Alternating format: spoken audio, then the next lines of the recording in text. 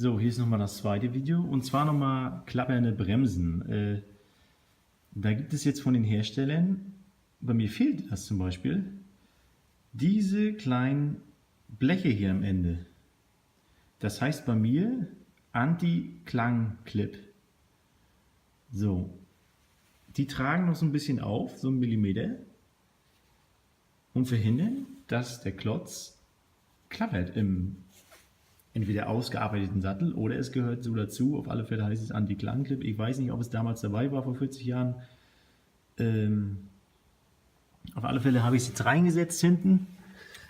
So, zack. Es geht auch schwerer. So, jetzt ist er dran und jetzt klappert er nicht mehr. Davor konnte ich ihn 1 mm hoch und runter bewegen. Und bei jeder Schotterfahrt oder Kopfsteinpflaster hat das halt geklingelt wie Sau hier vorne drin. So, das ist der innere, der ist fest. So, das Problem mit dem äußeren, das war ja im ersten Video, das kommt ja auch noch wieder hinzufügen. Den muss ich anpassen. Also da gibt es keine Chance, da gibt es keinen Anti-Klang-Clip für. Und zwar muss ich einfach nur die Passgenauigkeit, habe ich hier schon mal versucht, man sieht es, den mir so ein bisschen hindengeln, dass er nicht in der Führung hin und her wackelt. Das ist ja der feststehende Teil. Gut, haben wir wieder was dazugelernt. Naja, okay.